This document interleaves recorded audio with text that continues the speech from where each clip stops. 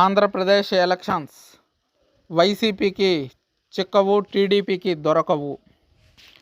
Andhra Pradesh assembly ఎన్నికల్లో పాలక వైఎస్ఆర్ కాంగ్రెస్, విపక్ష టీడీపీ రెండు గెలుపు కోసం గట్టి ప్రయత్నాలు చేస్తున్నాయి. టీడీపీ ఆవిర్భావం తర్వాత ఉమ్మడి ఆంధ్రప్రదేశ్, ప్రస్తుత ఆంధ్రప్రదేశ్లో కలిపి 1983 నుంచి 2019 వరకు 9 సార్లు అసెంబ్లీ ఎన్నికలు జరిగాయి.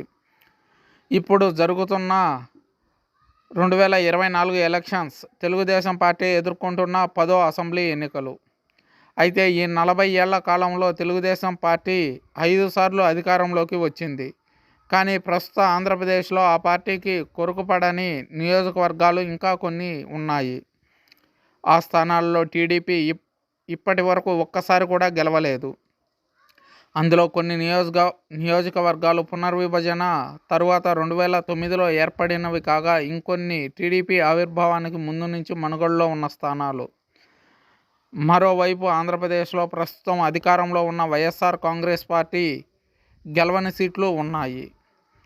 13 ఏళ్ల వయసు గల ఈ పార్టీ 2012 ఉప ఎన్నికలతో పాటు 2014, 19 సాధారణ ఎన్నికలను మాత్రమే ఎదుర్కొన్నప్పటికీ గత ఎన్నికలలో 175లో ఏకంగా 151 సీట్లను గెలవడంతో రాష్ట్రంలో మెజారిటీ స్థానాలలో తన ఉనికిని చాటుకున్నట్లయింది. కానీ ఇప్పటికీ ఆ పార్టీ ఖాతా తెరవని నియోజకవర్గాలు ఆంధ్రప్రదేశ్లో ఉన్నాయి. ఆ నియోజకవర్గాలు ఏవి, అక్కడి రాజకీయ పరిస్థితులు ఏమిటో చూద్దాం. 1982 మార్చి నెలలో ఏర్పడిన తెలుగుదేశం పార్టీకి కొద్ది రోజుల కిందటే 42 ఏళ్లు పూర్తయ్యాయి. టీడీపీ ఆవిర్భవించిన ఏడాదికే తొలి అసెంబ్లీ ఎన్నికలను ఎదుర్కొంది. ఉమ్మడి ఆంధ్రప్రదేశ్లో 1983లో జరిగిన అసెంబ్లీ ఎన్నికలలో 294 సీట్లకు గాను 289 చోట్ల పోటీ చేసిన తెలుగుదేశం పార్టీ 201 సీట్లు సాధించి అధికారంలోకి వచ్చింది.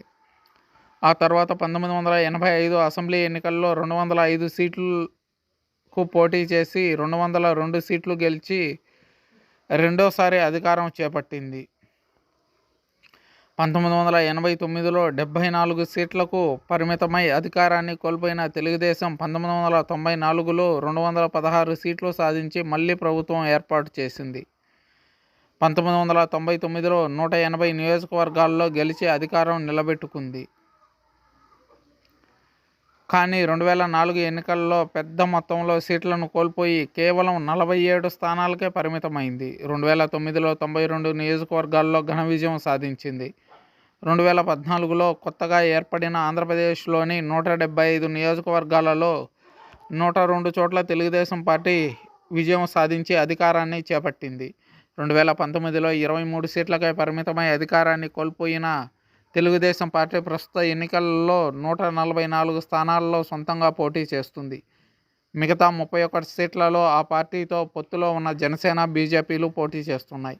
అయితే ఇప్పటి వరకు జరిగిన 9 అసెంబ్లీ ఎన్నికల్లో ప్రస్తుత ఆంధ్రప్రదేశ్లోని కొన్ని నియోజకవర్గాల్లో ఒక్కసారి కూడా ఆ పార్టీ గెలవలేదు. కడప జిల్లాలోని పులివెందుల అసెంబ్లీ నియోజకవర్గంలో తెలుగుదేశం పార్టీ ఇంతవరకు ఒక్కసారి కూడా గెలవలేదు. ఇది మాజీ ముఖ్యమంత్రి, కాంగ్రెస్ నేత వైఎస్ రాజశేఖర రెడ్డి కుటుంబానికి పూర్తిగా పట్టు ఉన్న నియోజకవర్గం. వైఎస్ రాజశేఖర రెడ్డి మరణానికి ముందు ఇక్కడ కాంగ్రెస్ పార్టీ నుంచి ఆయన కుటుంబీకులు గెలుస్తూ వచ్చారు. రాజశేఖర రెడ్డి ఇక్కడ పోటీలో నిలవడానికి ముందు 1955 నుంచి 72 వరకు 4 ఎన్నికల్లో 3 సార్లు కాంగ్రెస్ పార్టీ నుంచి పెంచికల బసిరెడ్డి గెలిచారు. మధ్యలో 1962లో స్వతంత్ర అభ్యర్థిగా చెవ్వ బాలిరెడ్డి గెలిచారు. కడప జిల్లాలో చిత్రావతి నదిపై నిర్మించిన రిజర్వాయర్కు ఈ బసిరెడ్డి పేరే పెట్టారు.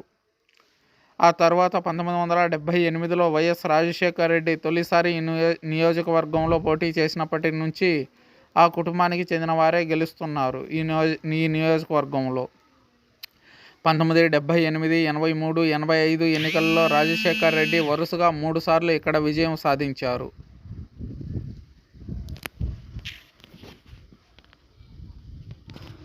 1989లో రాజశేఖర రెడ్డి కడప లోక్సభ స్థానం నుంచి పోటీ చేయడంతో పులివెందులలో ఆయన సోదరుడు వైఎస్ వివేకానంద రెడ్డి పోటీ చేసి గెలిచారు.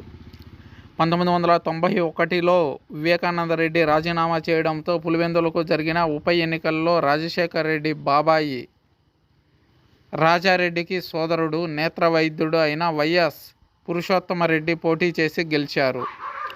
అనంతరం 1994 ఎన్నికలలో మళ్ళీ వివేకానంద రెడ్డే పోటీ చేసి విజయం సాధించారు. 1999లో రాజశేఖర్ రెడ్డి కడప లోక్సభ స్థానానికి బదులు పులివెందుల అసెంబ్లీ స్థానానికి మళ్ళీ పోటీ చేశారు.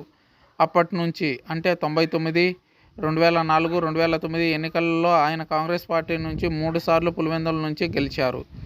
అంతకుముందు 3 సార్లు పులివెందుల నుంచి గెలిచారు. అనంతరం రాజశేఖర్ రెడ్డి హెలికాప్టర్ ప్రమాదంలో మరణించడంతో 2010లో జరిగిన ఉప ఎన్నికలలో ఆయన భార్య వైఎస్ విజయమ్మ పోటీ చేసి గెలిచారు. కానీ అక్కడికి కొద్ది రోజుల్లోనే కుమారుడు వైఎస్ జగన్మోహన్ రెడ్డి కాంగ్రెస్ పార్టీని వీడి వైఎస్ఆర్ కాంగ్రెస్ స్థాపించడంతో ఆయనతో పాటు విజయమ్మ కూడా కాంగ్రెస్కు ఎమ్మెల్యే పదవికి రాజీనామా చేశారు. దీంతో పులివెందులకు మరోసారి ఉప ఎన్నిక అనివార్యమైంది. ఆ ఉప ఎన్నికలో వైఎస్ఆర్ కాంగ్రెస్ పార్టీ తరఫున వైఎస్ విజయమ్మ పులివెందుల నుంచి గెలిచారు. అనంతరం 2014లో వైఎస్ జగన్మోహన్ రెడ్డి పులివెందుల నుంచి పోటీ చేసి విజయం సాధించారు. 2019లోనూ ఆయన అదే స్థానం నుంచి పోటీ చేసి అసెంబ్లీకి ఎన్నికవడంతో పాటు తన పార్టీ అధికారంలోకి రావడంతో ముఖ్యమంత్రి అయ్యారు.